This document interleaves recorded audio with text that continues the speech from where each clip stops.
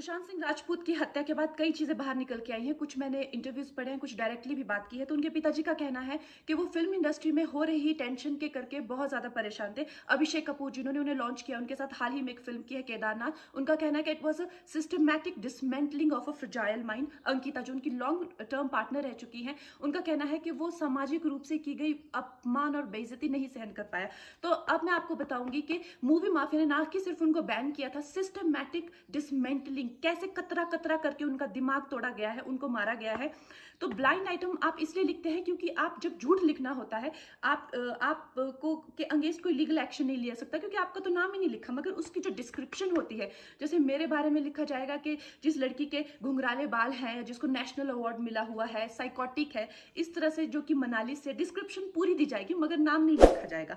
23 अगस्त 2017 को बॉलीवुड लाइव सुशांत के बारे में लिखता है कि वो जब भी सेक्स करता है तो सिर्फ अपने ही गाने सुनता है, वो सबसे बड़ा नार्सिसिस्ट है। 16 दिसंबर 2016 में मुंबई मिरर लिखता है कि सुशांत एक ट्रक ड्राइवर की तरह लगता है। 22 फरवरी 2019 को मुंबई मिरर लिखता है कि पार्टी में तमाशा करने के बाद सुशांत ने कांच की बोतल एक डायरेक्टर के सर पे दे मारी। 18 अक्टूबर 2018 को डीएनए लिखता है कि सुशांत ने अपनी को एक्टर का रेप किया और वो मीटू के चलते अब जेल जा सकता है। और ऐसी न जाने कितने अनगिनत झूठ।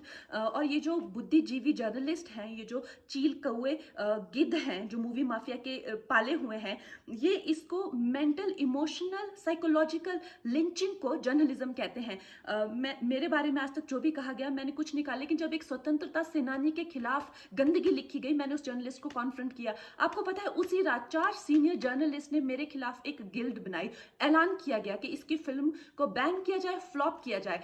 आपको पता है 3000 जर्नलिस्ट गैंग अप होते हैं एक अकेली लड़की पर, उसकी इमोशनल लिंचिंग करते हैं सरेआम, और ये समाज कुछ नहीं कहता, कानून कुछ नहीं कहता है। मैंने उन पे केस करने की कोशिश की, मगर 1 महीने बाद वो गायब हो गए, मेरी फिल्म रिलीज हुई, गायब हो गई। तो मेरा कहने का मतलब ये है कि अगर ये समाज जिस अन्याय की बुनियाद पर खड़ा है और कभी आवाज नहीं, आप ये पढ़ते हैं, चटकारे लेते हैं, कभी आपने सोचा है कि कभी नेपो किड्स के बारे में ये क्यों नहीं लिखा?